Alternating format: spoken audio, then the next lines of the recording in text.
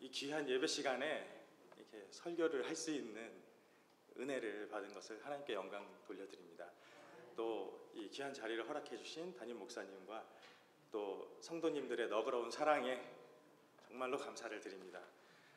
말씀을 연구하고 공부하는 사람으로서 이렇게 강단에 서서 하나님의 말씀을 함께 나눌 수 있다는 것은 정말 큰 은혜이자 감격의 순간이 아닐 수 없습니다. 세상에서 할 수 있는 일이 참 많이 있고 또 우리에게 하나님께서 주신 달란트들이 많이 있는데 그 중에서도 하나님의 말씀을 전할 수 있도록 특별히 시간과 노력을 쓸 수 있게 허락해 주신다는 게 너무 큰 은혜인 것 같습니다. 어찌 보면 저희 지나온 한 20여 년의 노력과 고군분투가 오늘 이 첫 시간의 시작부터 앞으로 있을 사역을 하나님께서 열어주시고자 또 인도해 주심이 아닌가 싶습니다. 그 처음을 함께 이 주한교회 성도님들과 따뜻한 사랑의 눈으로 시작할 수 있어서 정말 큰 은혜와 감격이 아닐 수 없습니다. 오늘 말씀을 전하기에 앞서서 목사님께서 지난 몇 주에 걸쳐서 갈라디아서 설교를 통해서 불순물이 전혀 들어있지 않은 하나님의 복음이 얼마나 중요하고 그것이 얼마나 힘이 있는지 또 그 복음의 출처는 어디이며 또 그 내용은 무엇인지를 너무 저에게 잘 설명을 해주셨습니다. 그래서 저는 이 시간에 그 불순물이 없는 복음이 어떻게 이 땅에 편만하게 퍼지게 되었는지 그 선교의 현장에서 하나님께서 쓰시는 사람들은 어떠한 모습으로 그 말씀을 전해왔는지 그것을 한번 간략하게 살펴보았으면 좋겠고 또 그들이 어떻게 그렇게 살 수 있었는가 또 그 모습이 오늘날 살아가는 우리에게는 어떠한 소망과 또 약속과 힘을 주는지 그것을 한번 확인해보는 시간이 되었으면 좋겠습니다. 한번 같이 다음 슬라이드를 한번 보셨으면 좋겠네요. 바울은 더 여러 날 머물다가 형제들과 작별하고 배를 타고 수리아로 떠나갈새 브리스길라와 아굴라도 함께 하더라. 사도행전 18장 말씀은 바울이 2차 선교 여행을 마치고 그러니까 고린도에서 1년 6개월 이상을 하나님 말씀을 잘 전하다가 그곳에서 이제 자신의 모교회로 돌아가는 그 과정을 아주 간략하게 스케치를 해주고 있습니다.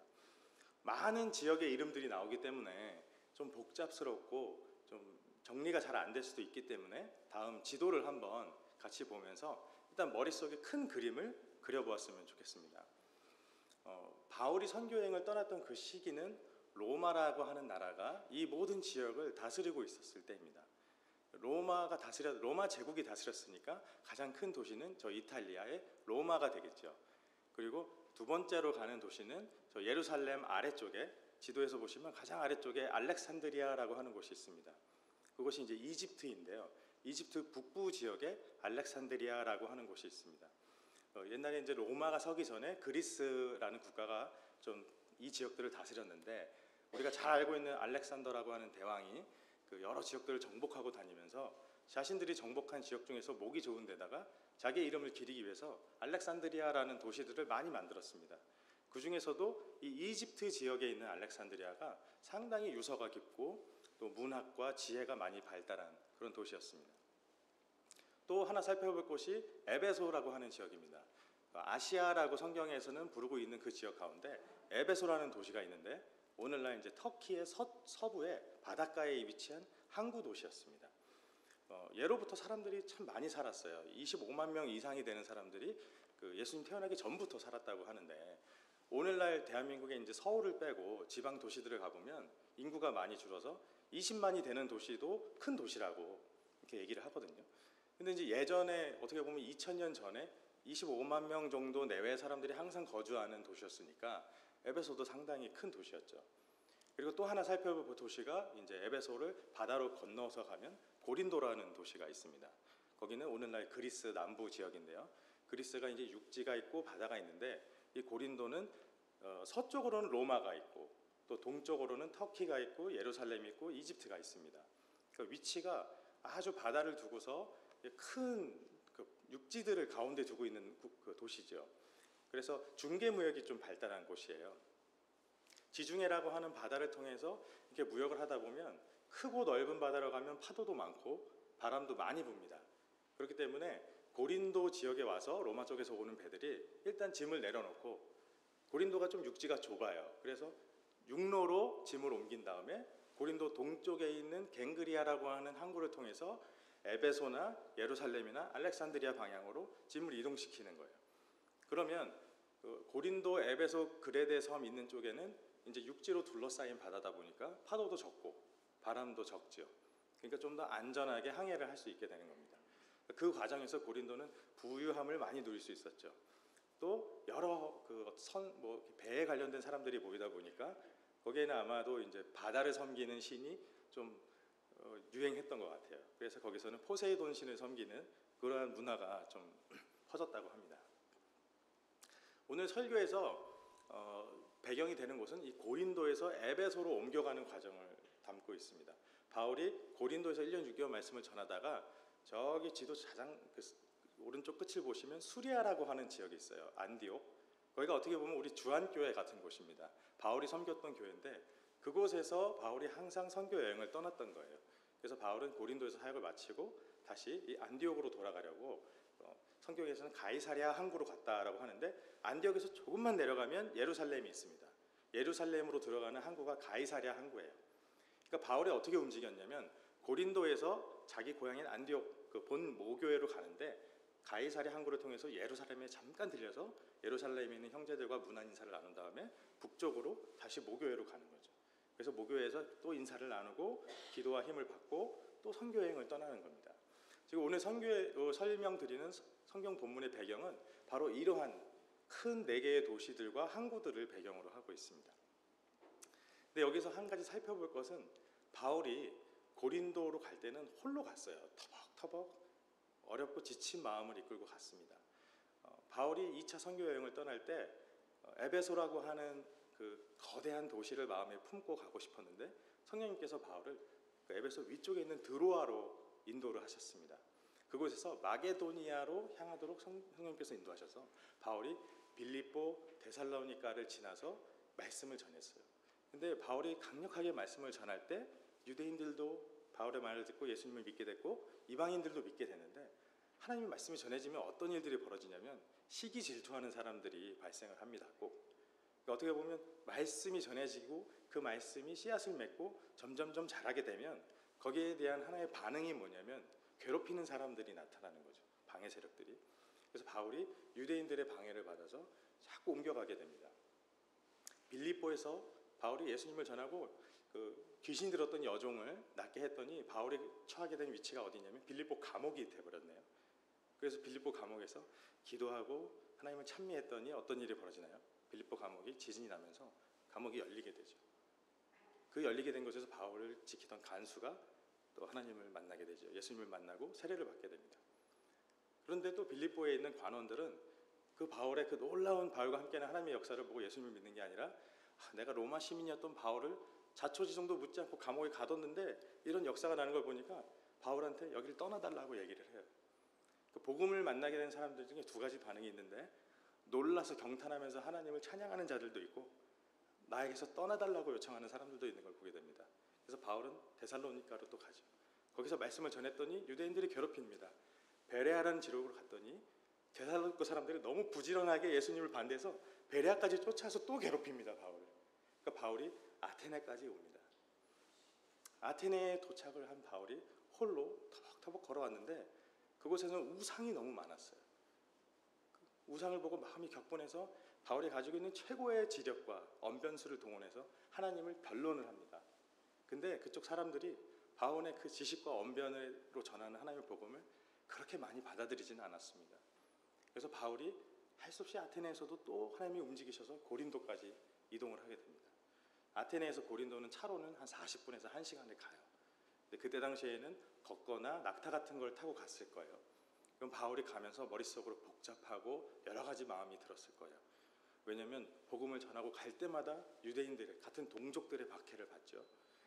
유대인들이 바울을 음해하고 괴롭혔던 이유는 하나님의 율법을 듣지 못하고 따르지 못하게 하는 이상한 복음을 가르친다는 것 때문에 오해를 받아서 바울이 유대인들 같은 동족들에게 핍박을 많이 받습니다.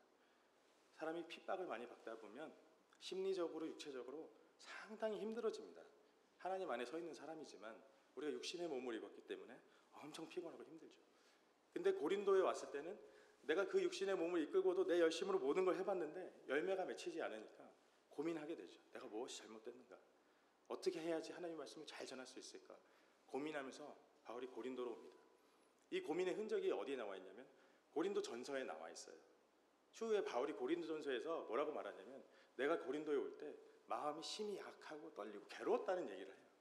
그러니까 바울이 고린도로 이동하면서 기도하면서 겁도 나고 힘도 들고 어떻게 될지도 모르는 상황에서 고린도로 오게 되는 거죠. 근데 그곳에서 바울이 누구를 만나냐면 브리스길라와 아굴라라고 하는 부부를 만나게 됩니다. 그 부부는 어떤 사람이냐? 로마에서 온 사람들이에요. 로마가 이 다스리던 이 시기에 바울이 여행하던 시기가 AD 50년에서 52년도 사이라고 합니다. 그러니까 우리 지금으로 하면 2000년 전이죠. 근데 그때 로마에는 클라우디우스라는 황제가 다스리고 있었을 텐데 AD 49년에 로마에 사는 유대인들을 다 나가라고 추방하는 칙령을 내리게 됩니다. 아굴라라는 사람이 이제 남편이고 브리스가가 부인인데 아굴라는 본도 출신이에요. 갑바도기아 위쪽에 오늘날 터키 북쪽의 본도에서 태어난 유대인인데 그 사람이 어떤 연유인지 당대의 가장 큰 도시인 로마에 살게 되었죠. 그곳에서 브리스길라라고 하는 여인을 만나서 결혼해서 생업을 꾸리고 아마 믿음 안에서 잘 살아갔던 사람인 것으로 추측이 됩니다. 근데 그들에게 갑자기 날벼락이 떨어진 거죠. 도시를 떠나라는 거예요. 오늘날 우리도 비슷하죠. 그 대통령이 누가 되고 어느 당이 되느냐에 따라서 이민자 정책이 바뀝니다. 때로는 우호적이라서 공부를 하고 흔히 유행하는 스템이라는 전공, 과학과 뭐 바이오테크놀로지, 엔지니어링, 컴퓨터 사이언스를 하면 막 영주권을 준다고 해서 막 우리가 열심히 일하기도 합니다. 갑자기 또 당이 바뀌면 이민자 정책이 바뀌어서 영주권도 안 주고 공부 끝났는데 본국으로 막 돌아가라고 합니다. 우리가 삶에 여러 가지 계획을 세우고 열심히 노력을 해요. 근데 세상의 세태가 바뀌게 되면 내 본고지와 열심히 노력했던 곳을 놓고 떠나가야 하는 일이 벌어지는 게 이민자의 삶입니다. 브리스길라 아굴라가 살았던 곳이 바로 그런 곳이에요. 로마에서 강제 추방을 당합니다. 그래서 그들이 터를 잡은 곳이 고린도였어요. 아까 말씀드렸듯이 고린도는 무역이 많고 여러 사람이 왕래하니까 장막을 만드는 일을 했던 브리스길라 아굴라한테는 고린도가 아마 좋은 기회의 땅이었을 거라고 생각이 됩니다. 또 고린도는 바다의 신을 섬긴다고 했죠. 2년마다 이 바다의 신을 기리는 스포츠 대전을 열었어요. 오늘날 이제 올림픽과 같은 것이죠. 그러니까 그걸 구경하기 위해서 각 지에서 사람이 2년마다 모이고 또 스포츠 선수들이 모이니까 뭐 이런 장막을 만드는 일을 했던 브리스길라 아굴라한테는 2년마다 좋은 어떤 대목이 형성될 수 있는 도시였겠죠. 자, 바울과 브리스길라와 아굴라가 만났던 그 시대는 그 그룹 모두에게 힘든 어떤 격동의 시기였던 것 같습니다. 바울은 사역이 잘 되지 않아서 홀로 터벅터벅 걸어와서 고민이 많았던 때이고 브리스길라 아굴라는 이민자로서 요새 말로 하면 종교적 이유 때문에 또 인종적 이유 때문에 피난을 내려온 어떻게 보면 난민과 같은 지위에 있었던 사람들이죠. 근데 그들을 하나님이 그곳에서 함께 만나게 하셔요. 그래서 어떤 식으로 변하게 되냐면 바울은 이 두 부부를 만나서 위로를 받겠죠. 또 아굴라가 같은 터키 출신이네요. 게다가 업도 같아요. 말도 잘 통했겠죠. 함께 지내면서 바울은 고린도에서 오랫동안 지내면서 복음을 전할 수 있는 어떤 삶의 터전을 마련할 수 있게 되죠. 그리고 바울은 이 두 부부에게 무엇을 줬을까요? 예수 그리스도의 복음을 아주 깊게 전달하게 됩니다.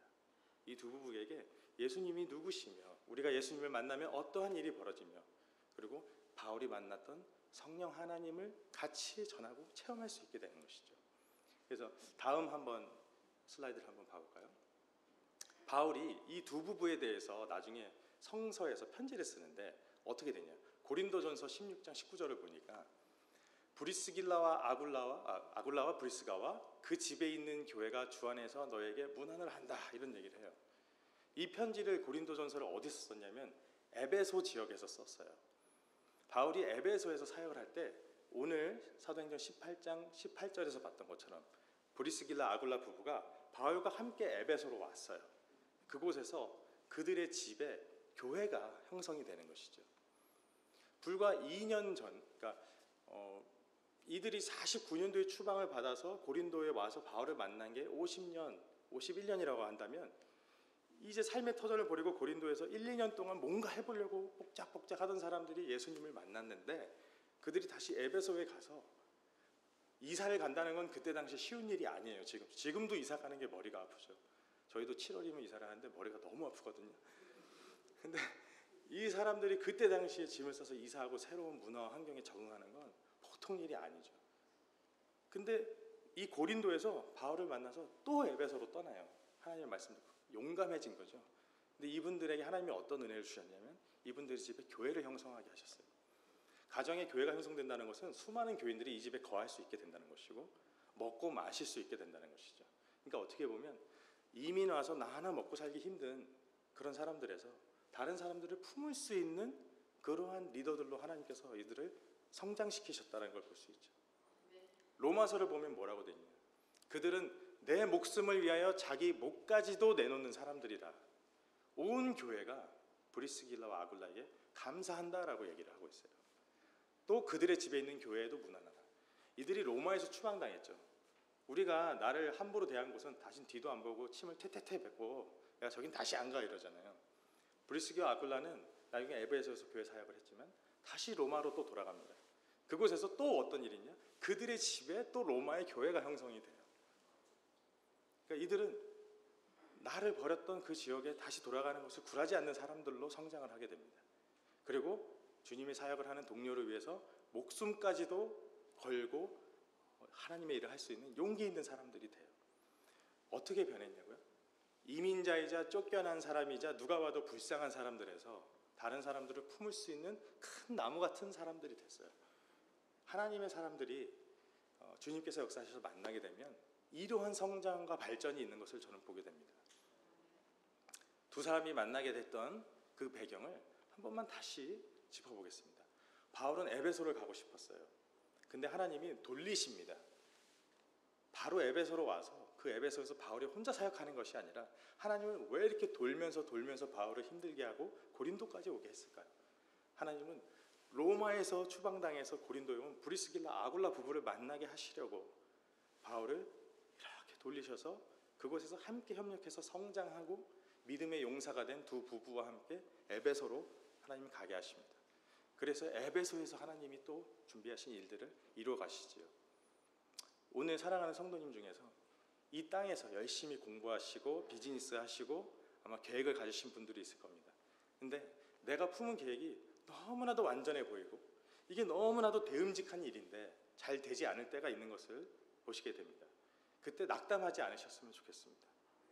하나님께서 바울을 돌리셨다가 이 준비된 사람들을 만나게 하신 것처럼 때로는 내 길이 지금 막혀있고 내 학업이 막혀있고 내 계획이 막혀있는데 하나님께서 그 다음에 무엇을 예비하고 실지 우리는 그것을 소망하면서 기대할 수 있는 그런 믿음의 삶을 살아가게 하시길 너무나도 축원을 드립니다. 다음 한번 슬라이드를 한번 보겠습니다. 이 두 부부가 믿음의 용사가 되어서 함께 이동한 지역이 바로 이 에베소입니다. 에베소는 아까 터키 서쪽에 있는 바닷가에 있는 항구 도시라고 했어요. 그래서 에베소 유적지가 지금 발굴이 되어서 한 30%, 40%가 이제 복구 작업이 되었다고 하는데 이제 모형도를 이렇게 그려본 겁니다. 그러니까 바닷가가 보이고 바다에서부터 콜로세움 경기장까지 아주 큰 길이 곱게 나 있고 사방에 이제 주요 요소에 뭐 이들이 섬겼던 아르데미스 신전이 또 존재를 합니다. 당시에 세계 7대 불가사의라고 부를 만한 정도의 크기의 신전이었다고 해요. 기둥이 막 100개 정도가 아름드리 기둥이 있었고 이 아르데미스 신전을 섬기기 위해서 2년마다 한 번씩 그 제사를 드리는 축제를 열었다고 합니다. 그러니까 주변 사람들이 그걸 구경하러 엄청나게 많이 모였던 도시라고 해요. 어떻게 보면 항구 도시였는데 항구에서 일어나는 무역으로만 먹고 산 게 아니라 우상을 섬기는 비즈니스가 쇼가 되어서 그것이 하나의 관광 상품화가 된 도시이기도 했습니다. 그 우상을 섬기는 제전을 구경을 하러 오니까 또 사람들은 은색장이 우리로 치면 실버스미스가 우상을 만들어서 또 그 상품들을 팔아요. 지금도 터키나 고린도에 가면 여러 가지 우상의 조각들을 알록달록하게 만들어서 팔면 관광객들이 지나가다가 사죠. 그게 하나에 뭐 10불, 20불씩 합니다. 근데 그거를 한두 명씩 막 사다 보면 꽤 괜찮은 쏠쏠한 비즈니스가 되겠죠. 이때 당시에도 저 아르데미스 여신상을 만들어서 파는 비즈니스가 있었어요. 그러니까 어떻게 보면 우상 관련된 서비스와 그런 상품 만드는 제조업이 이곳에서 하나의 돈벌이가 되었던 것이죠. 그러니까 바울과 브리스길라 아굴라는 이런 도시에 가서 복음 사역을 시작하게 됩니다. 다음 한번 슬라이드를 한번 볼까요? 이게 에베소에 현재 발굴되어 있는 도시의 스트리트입니다. 도로에 돌들이 아주 잘 정교하게 깔려 있고요. 옆에 기둥들이 있는데 그게 이제 집터를 받치는 기둥들이라고 해요. 그러니까 그때 당시에는 적어도 2층 정도 높이에 되는 집들이 이렇게 옆쪽으로 쫙 존재했다고 하니까 이곳을 걸을 때 나름 규모가 크고 발달된 도시라는 걸 알 수 있죠. 사진에 보시면 아치형의 사진을 보시면 이 아치형의 집이 하나 보이실 거예요. 이 스트리트 한가운데에 템플이 있는 거예요. 이 템플에서 이 아치의 내용들을 잘 보시면 메두사의 머리를 가진 여신상도 있고요. 승리의 여신이라고 하는, 우리가 요새 나이키 운동화 많이 신는데 그 니케의 여신 신상도 저기에 그려져 있고, 로마 황제의 모습도 그려져 있고, 아르테미스 여신도 그려져 있고, 그러니까 온갖 거 섬길 수 있을 만한 거, 기념할 만한 것들은 저기다 다 부조를 만들어 놓고 도시 한가운데서 다니다가도 기도하고 우상을 섬기는 그런 도시입니다. 다음 한번 슬라이드 봐볼까요? 여기는 마켓플레이스입니다. 아주 크죠? 지금 봐도 규모가 엄청납니다. 저기 하나하나 보이는 그 행각들이 이제 장사를 하는 어떤 샵이 되겠어요. 학자들이 브리스길라 아굴라와 바울이 바로 저 마켓플레이스에서 장막을 만드는 비즈니스를 열어놓고 저기서 일을 했을 거라고 합니다. 옛날부터 저기서 이제 많은 상인들이 모여서 일을 했는데 터키 지역이 아주 덥습니다. 11시부터 한 오후 2, 3시까지 햇볕이 너무 세서 저처럼 이제 성지 순례만 하다가도 일사병이 왔어요. 근데 저기서 일하는 것이 쉽지 않았겠죠. 그러니까 터키 사람들이 당시에 어떻게 했냐면 오전에 일찍 일어나서 비즈니스하고 열심히 생업을 하고 점심에는 좀 쉬면서 뜨거운 태양을 피했다고 해요. 근데 아마 바울과 브리스길라 아굴라는 오전에 열심히 일하고 그 남들 쉬는 시간에 주님의 말씀을 날마다 강론했던 것 같습니다. 그래서 우리 그 사도행전 19장을 보면 이들이 두로아라고 하는 이들이 그 두란노라고 하는 서원에서 하나님의 말씀을 날마다 힘써서 강론했다고 합니다. 그러니까 바울이 낮에는 장막을 만들고 남들이 기피하는 그 쉬는 시간에는 열심히 강론해서 소아시아 지역에 있는 많은 크리스찬들이 여기 와서 하나님의 말씀을 배우고 깊이 있게 하나님을 알아가는 역사가 있었습니다. 그랬을 때 어떤 일들이 벌어졌냐면 이 우상의 도시에서 우상의 주술을 담은 책, 그러니까 부적을 담은 책들을 가지고 나와서 사람들이 불사르는 그런 역사가 발생하게 됐어요. 예수님을 믿게 되니까 과거에 내가 우상을 섬겼던 그 나의 행실을 자복하고 회개하면서 내가 그 신주단지 모셨던 그 우상 숭배했던 그 기록들과 부적들을 가지고 나서 이렇게 불태웠는데 그 가치가 은 5만 정도에 되는 가치라고 합니다. 당시 돈으로. 근데 오늘날 돈으로 환산하면 350만 불이라고 하네요. 그러니까 하나로 하면 40억 정도에서 45억 정도에 되는 양의 우상 관련된 서적과 기념품들을 가져와서 불사르면서 회개를 하는 그런 역사가 벌어졌다고 합니다. 다음 한번 슬라이드 볼까요? 여기가 이제 현재 에베소에 가면 도서관이에요. 셀수스 도서관이라고 하는데 바울이 죽고 나서 한 4, 50년 이후에 만들어진 도서관이라고 합니다. 그러니까 에베소 지역에도 이렇게 큰 도서관이 만들어질 정도로 장서들이 많았어요. 그러니까 그 안에 아마 우상에 관련된 서적도 많고 주술도 많았을 겁니다. 근데 바로 이러한 광장에 와서 그것을 불사르면서 하나님 앞에 자복하는 역사가 일어났죠. 그랬더니 어떤 일들이 벌어지냐면 다음 슬라이드 한번 보시면 이게 에베소에 있는 콜로세움 경기장입니다. 한 2만여 명 이상이 들어갈 수 있는 큰 경기장인데 에베소 사람들이 여기에 모여서 아데미 여신은 위대하시다라고 외치면서 막 발악을 하기 시작했습니다. 도시에서 예수님을 믿고 회개하는 사람들이 나오고 우상 숭배했던 재물들과 그런 것들을 태우면서 회개를 하니까 우상에 기반해서 먹고 살았던 사람들이 불안하기 시작한 거죠. 그러니까 여기에 모여서 우리 안티크라이스트 운동 같은 것을 지금은 어떻게 보면 펼친 거죠. 아데미 여신은 위대하시다. 여러분, 이 땅을 살면서 우리는 어떤 것들을 보냐면 세계 각곳에서 예수님에 반대하는 문화들을 보게 됩니다. 하나님이 싫어하시는 것들을 기념하는 축제들이 페스티벌이라는 이름으로 관광 상품으로 팔려서 그것에 기반해서 먹고 사는 사람들이 많아졌어요. 그래서 하나님의 말씀을 말씀대로 증거하면 싫어하게 되죠. 세계 각곳에서 어떠한 법들이 만들어지냐면 헤이트 스피치법 같은 것들이 만들어집니다. 그래서 오직 우리 예수 그리스도만이 구원의 길이시다라고 외치면 다른 종교는 구원의 길이 아니라고 했네. 기분이 너무 나빠서 헤이트 스피치했다. 그래서 그렇게 설교하는 교회와 사람들에게 입에 재갈을 물리고 벌금을 물리는 그러한 법들을 만들어진 나라들이 많이 있습니다. 우리 그걸 볼 때 무슨 생각을 하냐면 이제 큰일 났네. 예수 믿기 너무 힘들다. 그리고 신학생들 사이에서는 무슨 일이냐면 개척하면 안 되겠다.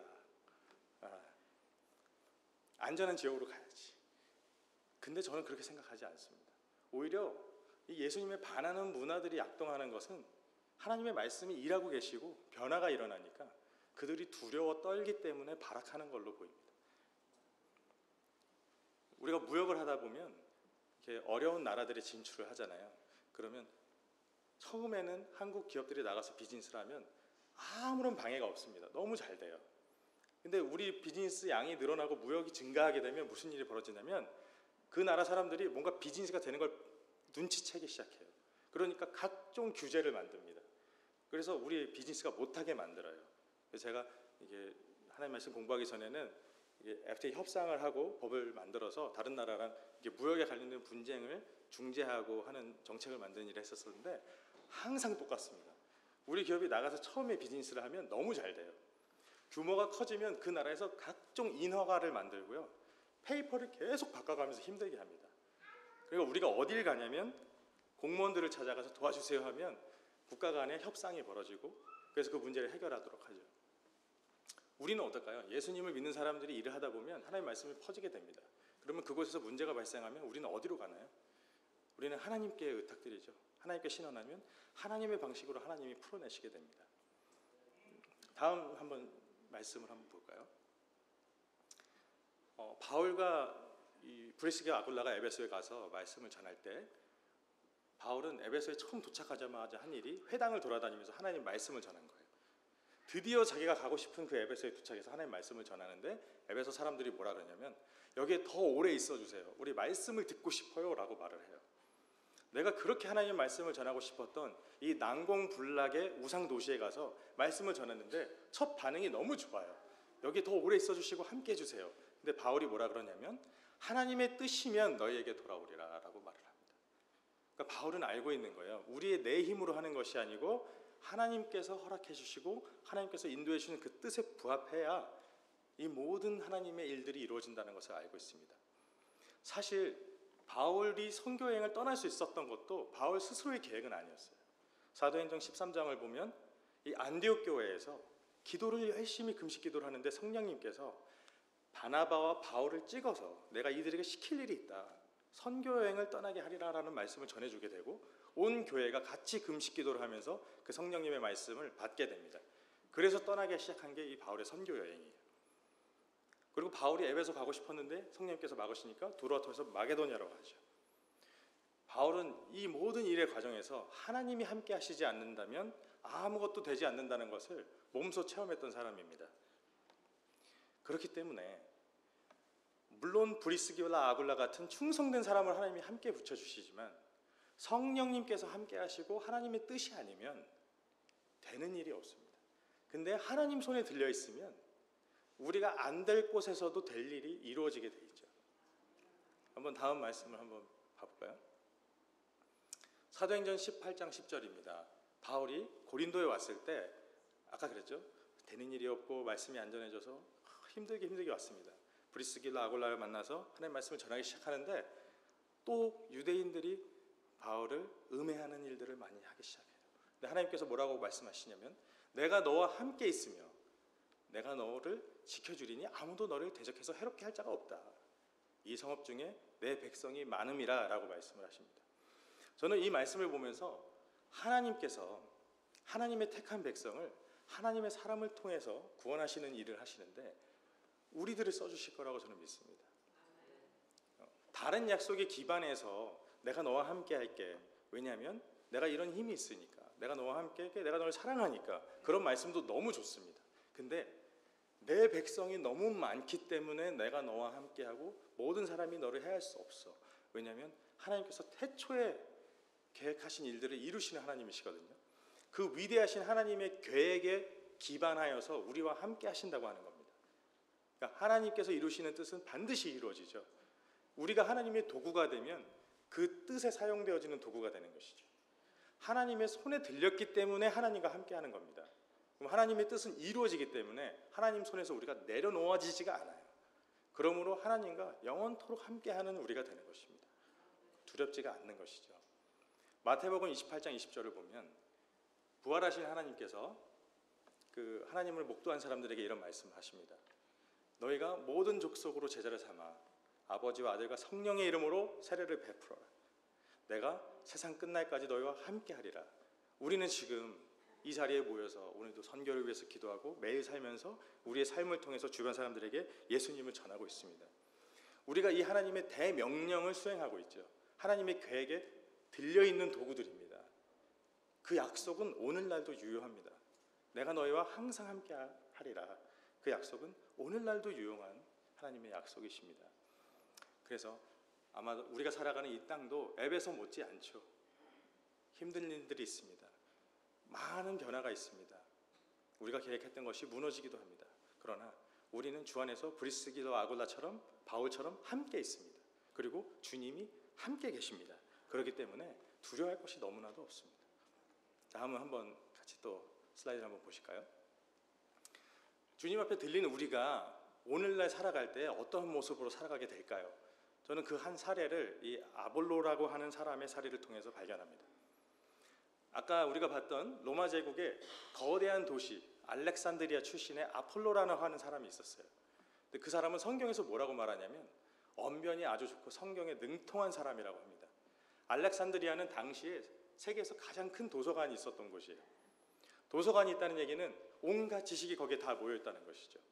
좋은 선생님이 거기에 다 있다는 것입니다. 그곳에서 어릴 때부터 학문과 수사학과 철학과 신학을 배운 사람이에요. 그래서 성경이 그에게 말하는데 그 사람은 로기오스라고 합니다. 그러니까 그냥 말만 잘하는 게 아니라 논리적이면서도 말도 잘하는 사람이라는 거예요. 근데 그 사람이 열성까지 있어요. 그래서 어릴 때부터 주의 도를 배워서 예수님에 관한 것을 아주 자세히 말하는데 이것이 클리어하고 정확하게 말하는 사람이라는 거예요. 그러니까 똑똑한데 말도 잘하고 클리어한 사람인데 열성까지 있는 사람입니다. 대단한 사람이죠. 그리고 이 사람을 보면 성경에서 어디서 파송받았다는 얘기도 없어요. 같이 가는 사람이 있다고도 하지 않는데 혼자 돌아다니면서 이렇게 주님의 말씀을 전하는 데 앞장서는 사람입니다. 근데 한 가지 한계점이 있어요. 성경에서 뭐라 그러냐면 세례 요한의 세례만 알 따름이라. 세례 요한은 누굽니까? 예수님의 오시는 길을 예배했던 사람이에요. 그러니까 회개하라, 주님의 나라가 가까이 왔노라. 그래서 예수님이 오시는 길을 뭘로 예비했냐면 사람들이 주님 앞에서 죄를 회개하고 바르고 하나님 앞에서 율법적으로 정결한 삶을 통해서 사는 것을 통해서 예수님이 오시는 길을 예비하자라고 외쳤던 선지자입니다.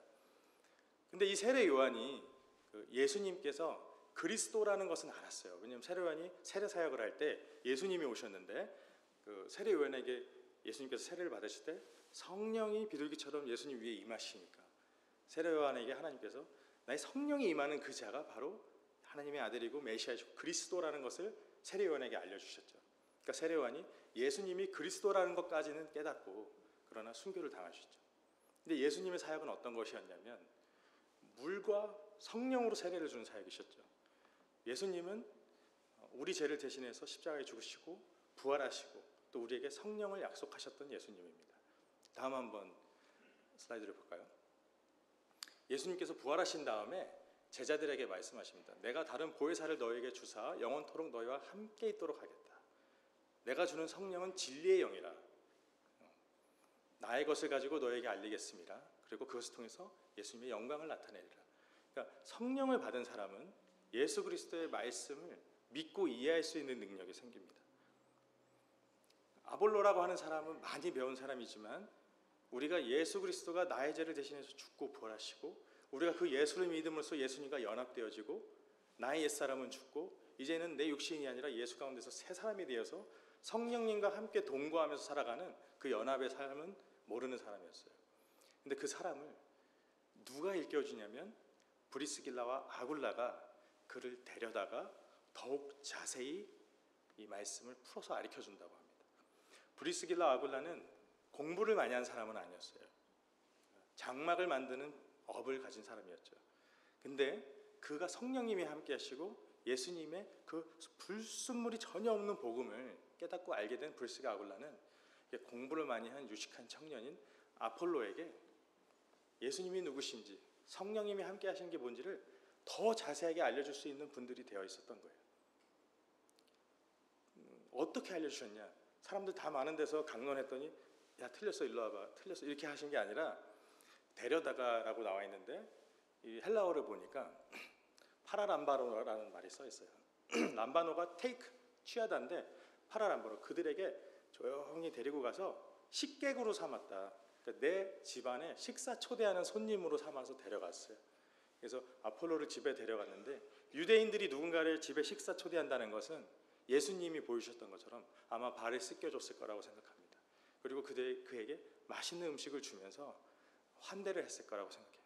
아폴로는 겸손하게 예수님 믿는 사람들의 환대가 뭔지를 받았겠죠. 그리고 그에게 예수님이 누구신지를 푸는 것을 받았겠죠. 그래서 저는 아폴로가 그 말씀을 통해서 성령님을 만났을 거라고 생각합니다. 그 이후에 아폴로가 고린도로 가게 돼서 그 말씀을 전하게 됐더니 우리 성경 본문에 뭐라 하냐면 그가 유대인들을 말로 능히 이기더라. 아마 그 유대인들이 바울이 말씀을 전할 때마다 쫓아다니면서 그렇게 방해했던 사람들인데 이 아폴로는 하나님이 또 그 사람을 예비시켜 주셨던 만큼 예수 그리스도의 복음을 제대로 알고 성령을 받고 나니까 그가 고린도에서 또 그 나름의 감당할 수 있는 사역들을 해낼 수 있는 사람이 됐던 것을 보게 됩니다. 저는 우리 필라델피아에 많은 사람들이 오고 가는 것을 봅니다. 그리고 좋은 학교들이 많죠. 또 우리 성도님들의 자녀분들이 다 너무 훌륭하게 자라서 좋은 학교들을 가는 걸 보게 됩니다. 유학생도 많이 와요. 그러면 공부 많이 하고 유식한 사람들 아주 많이 오는 동네인 것을 저는 알았습니다. 그래서 이 동네에서는 똑똑함을 함부로 자랑하면 안 된다는 것도 깨닫게 되었습니다. 근데 그게 다가 아닙니다. 예수님에 관해서만 아닌 게 아니라 예수님을 만나고 성령님과 함께 하지 않으면 한계가 있습니다. 근데 우리 주한교회 성도님께서 이 지역에 오는 많은 청년들과 또 꿈을 가지고 오는 사람들에게 이 브리스기와 아굴라처럼 예수님을 직접 만나게 해주는 그런 통로가 되게 해주실 것을 믿습니다. 그리고 그들을 데려다가 그들의 발을 씻기시고 그들에게 성령님이 누구신지, 우리와 함께 하신 성령님이 누구신지를 만나게 해주시는 그런 도구가 되실 줄 믿습니다. 오늘 말씀을 한번 정리를 해보겠습니다. 하나님은 우리를 홀로 두시지는 않습니다. 바울처럼 브리스기 아굴라처럼 때로는 우리의 삶이 돌아가고 내 뜻대로 되지 않아도 하나님은 우리에게 만남을 예비해 주셨습니다. 그 만남을 통해서 서로를 보듬고 부족한 부분들을 메꾸게 해주시는 하나님이신 것을 믿습니다. 그리고 가장 더 중요한 것은 성령님께서 우리와 함께 하신다는 것입니다. 주님의 뜻 안에서 우리가 만나는 것이지 우리 인간과 인간의 노력이 만나서 무엇이 이루어지는 것이 아닙니다. 브리스길라 아굴라에 관련된 설교를 보면서 많은 곳에서 어떻게 끝맺음이 이루어지냐면 그러므로 사랑하는 형제 여러분, 브리스길라 아굴라처럼 열심히 일하시길 바랍니다. 브리스길라 아굴라처럼 열심히 협력하시고 선교하세요라는 말로 끝맺음을 듣는 것을 많이 보게 됩니다. 근데 저는 오늘날 이 설교의 끝맺음을 열심히 하세요가 아니라 브리스길라와 아굴라처럼 성령님 안에 붙들려 있는 우리 성도님들이 되시기를 간곡히 부탁드리고 싶습니다. 그리고 우리가 열심히 하는 것이 아니라 하나님께서 그 뜻 안에서 우리를 써주시니까 그것이 이루어진다라고 말씀을 드리고 싶습니다. 하나님께서는 우리의 생업을 사용하십니다.